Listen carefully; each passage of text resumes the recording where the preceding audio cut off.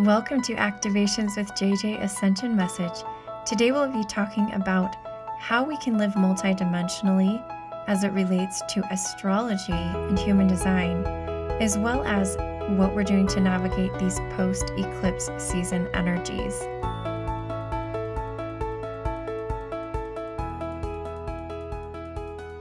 Greetings, my friends. I'm so happy to have you join me for this episode. I have admittedly taken a small little break from publishing the podcast, but here I am again, refreshed somewhat, still navigating this very fascinating territory. After this eclipse season, having done so many releases, I feel like we're also shifting into a new timeline. But the funny thing about the energy I'm feeling right now, and it might have something to do with Mercury being in retrograde, I'm not sure. I feel like we're going in slow motion right now. Like things are going a lot slower than they normally have been for my like most last 3 or 4 timeline shifts. And so it's been interesting. I'm like, is something wrong? Am I doing something wrong? Or it's just the energy right now. The energy right now is taking a little bit longer for us. I believe that the shifts we're about to make, and everybody will kind of make them at their own pace, but the shifts we're about to make are going to be really big. And so it's taking us a little bit longer to ramp up to that and to calibrate to those. So if you've been feeling that, if you've been feeling stuck, weighed down, bogged down, don't worry. The shift is coming. It will happen at the right time for you, but it might just be going a little bit slower than it has in, say, around February, March, what it was doing. It's just a different time. So be patient. I know that's hard sometimes. In addition to that, I just had so many incredible experiences throughout eclipse season with all of the sessions that I was doing to help people release energies. I've talked about those on other podcasts a little bit. This last Sunday, I also had our Lemurian Sisterhood of the Rose gathering, and wow, it was so powerful. If you have a chance to join one, they happen every single month. You can click on the link below to find out the exact dates, but anyhow, they're so amazing. We had an activation where we literally were working with the Rose template, not just for Gaia, but also in our own bodies. I actually plan on publishing an activation and a guided meditation where we walk through that as well, so you can have access to it. I've also had recently my light language circles. I have one more coming up on May 29th, and that is going to be in the evening Pacific time. So if you are in Australia, New Zealand, and that part of the world, this one is for you. You finally get to have one happen that is not in the middle of the night for you. I would love to have you join us. The light language circles have just blown my mind. The last light language circle, so the one that happened on the 22nd of May, was literally, I wasn't expecting it. At the end, I kind of felt drawn to just have everybody drop in the chat a light language that they would like to hear. And so I don't know how many I did. It was probably about 12 different light languages where I was just shooting off these light language phrases to them in little snippets. And it was so cool, the energy and the activations that were happening just from that transfer to the different light languages from the different starseed races. So I don't know what's going to happen on the 29th. It could be anything, but I do know that whatever happens is what you're supposed to do and learn. And it's extremely activating to be in this container of so many people who are also wanting to activate their light language abilities, open their throat chakras, and have fun. In both of the sessions, both circles, the 15th of May and the 22nd of May, Spirit has really invited us to play like our inner child, right? To play and to have fun with the language. And as I look back at my progression through learning light language, that really is a key element, is really tapping into that inner child. And I have children, and so I think that I'm, kind of around that already, and so it's been helpful. I've also taught children in the past, just tapping into that energy. So if you are really trying to get that light language down, I encourage you to invite your inner child in. Speaking of other gatherings that are happening, I have that light language gathering on the 29th of May. The link is below. The next gatherings I have are the Sunday after that. On June 5th, I have an Arcturian gathering and a Pleiadian gathering. The Arcturian gathering is happening in the morning, the Pleiadian in the evening. The last Arcturian gathering I had, and I used to do the Arcturian Circle of 8, where I limited the amount of people that could come. Well, just this last time when I held it, it was actually the 22nd of May, I was taking a nap in the middle of the day before we had our Arcturian gathering.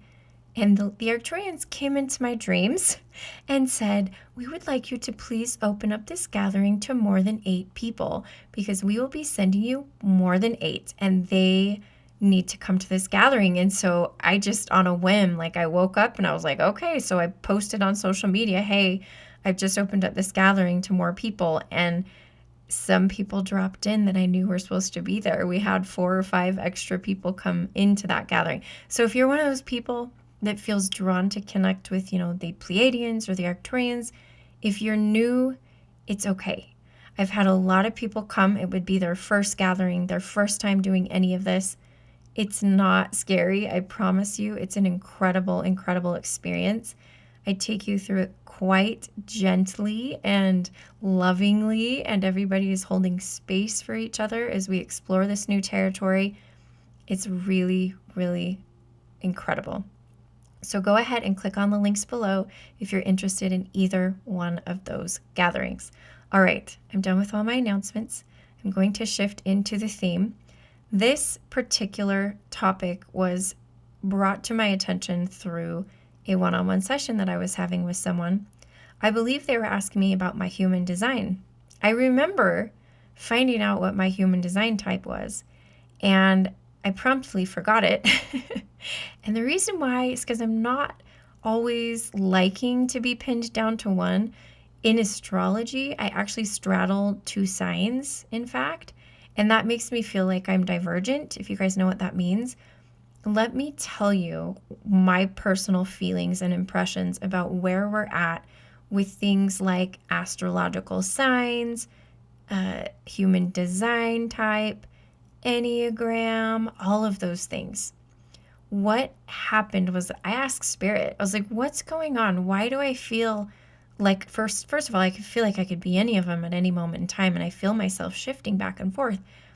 And I think, if I remember right, some of them teach that you can do that. But honestly, what's been coming through so strongly is Spirit says, listen, as you become a more multidimensional being, you cannot be put in a box of a personality type or an astrological sign. We will be offering you the opportunity to tap into the strengths and traits and characteristics and gifts of every single one of them, depending on the situation that you're in. So if you need to step into your power and be really forward energy, then we're going to go ahead and let you tap into some Aries energy. If you need to be more balanced, then we're going to tap you into the Libra energy. Or if you are working with somebody, say you're a light worker or a healer, and you feel drawn to be a reflector, we're going to allow you to do that too. So even though you may not have been labeled as that, when you are a multidimensional being, you will be able to have access freely to any of those, and it will come very easily to you. Because I know a lot of people worry about it, and I think some of it's programming, and the programming by no means is malicious, right? But it's there. It's there, and there's a lot of astrology. I love astrology. It's incredible. But the problem is that at surface level, some people don't go super deep into it, and they just use it to sort of excuse or diagnose their behaviors, not really feeling empowered. There's this empowerment piece that I believe is available to us. I really, truly do. I think that the stars and the constellations have a really awesome energy that we can access and that can offer so much to us. But sometimes we don't dig deep enough to just discover what that is. It's almost like Spirit's telling me, look, on the old earth, things were this way. The signs were this way. We're shifting into the new earth. In fact, I was looking at a YouTube video by Bracha Goldsmith. I don't know if you follow Bracha Goldsmith, but she was talking about, is your astrological sign incorrect? Because I know there are some theories floating around out there saying that the whole way that it's been done is, wrong. And so we need to shift all of them over. But even still, I truly believe that as we step into multidimensionality, that's what's going to happen. You're going to be able to call in whichever personality type or sign you need at any given moment. What will this do for you? It will absolutely make it easier for you to navigate relationships, for one, and to manifest, for two. It will make you more self-aware. But all of this can be done very much on a subconscious level through intention. I know a lot of people out there are like, but how do I do that? I can't just go throughout my day and be switching. It's almost like personalities, split personalities. I'm going to switch from one to the next. And that's not how it feels for me. And I think I'm slowly stepping into this because this is what my whole life is about, is multidimensionality right now. I'm literally taking people through all kinds of dimensions, and stuff is coming through in my sessions lately that's blowing my mind. Stuff that I've never, ever, ever brought through before. And I don't know why. I do partly know. Part of it is that people are wanting more.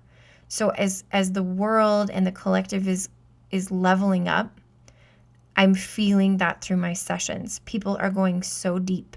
It's not just I want to know what 2 of my past lives on earth were. It's no, I want to know what my soul is made of and how my particular makeup and grid of my body is different because I'm this particular star race. And so my chakras are different and they need to be worked with differently. And I do have these little devices and implants that were not put there by, for malicious reasons. They were actually there to help me because it's an advanced kind of AI to help me function on this planet and do the job that I was meant to do. Those are the things I'm bringing through. And I would love to connect with you about that kind of thing. Most people that come to me had spirit tapping on their shoulder, knocking on their door, be like, this person could activate some memories. You may want to consider this. So I'm happy to activate any memories that you would like to open. It's always fun for me to do so. It kind of feels like we're playing in this really amazing cosmic sandbox, honestly. All right, shifting gears a little bit. Back to what I was mentioning about the multidimensionality. I do want you to know that if you feel drawn to a particular sign, let's not throw all that out the window right now.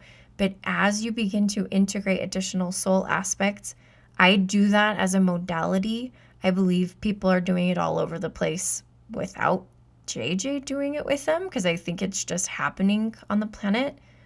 But I do that in my multidimensional soul integration is we do past life regression and then we bring in those soul aspects which are ready to be reintegrated as you ascend in your density and are able to carry more energy with you. This is I've talked about this in a past episode, but where I first dipped my toe into all of this was through Dolores Cannon. It was probably more like Eckhart Tolle type stuff. Right after that, it was Dolores Cannon. And I kept wondering and thinking about past life regression and what was the point. And of course, with her, a lot of what she was doing, the subconscious would heal people. Their bodies were being healed. But I tapped into her energy to explore what the point of it was and if there was more to it. And as I was doing that, and by the way, everyone has access to the collective consciousness in which all authors, all gurus, all people's collective consciousness is stored. Their individual consciousness is stored in the collective. It's like a big library, right? Kind of like the Akashic records. And she says, the point of doing the past life regression was not to do the past life regression for the sake of it. Yes, it makes people aware. Yes, it can actually activate people. But it goes the next step from that. It's the integration of the soul aspects that is vital to ascension.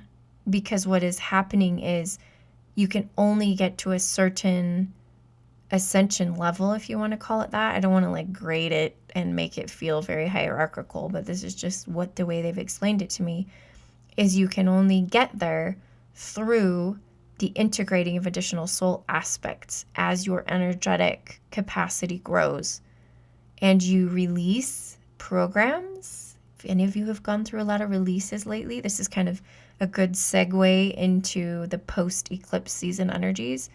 You've emptied out a lot. Why? Because you are meant to awaken, activate, and integrate additional soul aspects, receive more codes.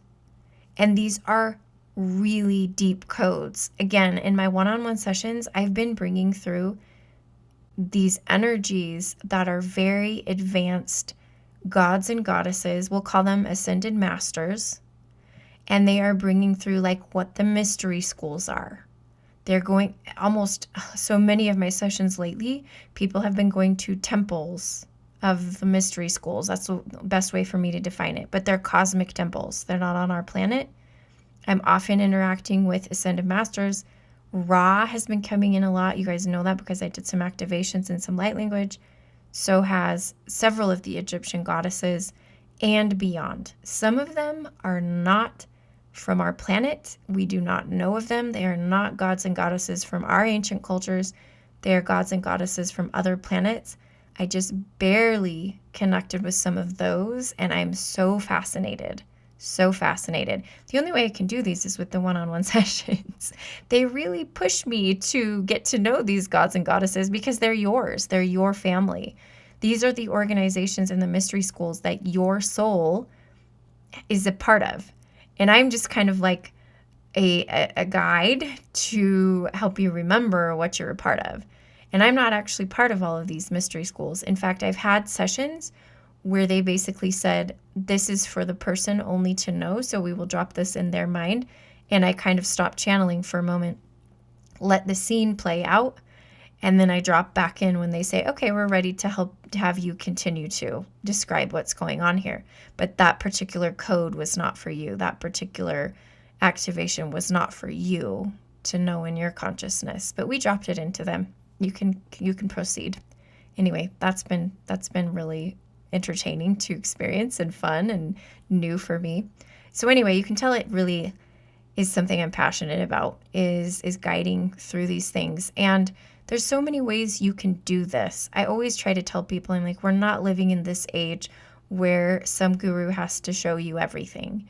You all have the power within you to walk through these things with your intention and desire. If you set the intention and desire that you're going to sit down and do automatic writing one day, and you ask, what mystery schools have I been a part of? And then you just start writing. Words may come up, drawings may come up. Let it pour in, however it comes.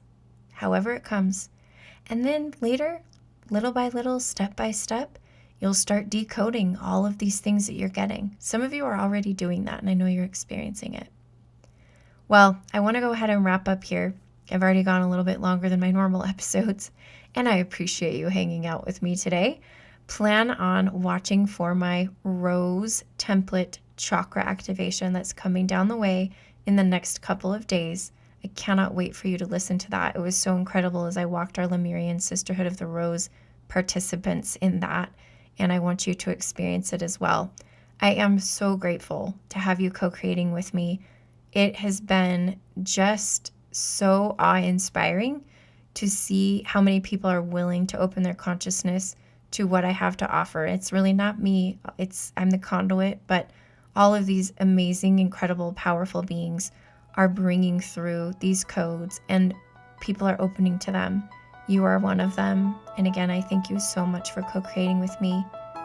I'm sending you so much love and honoring the divine being that you are. Until next time.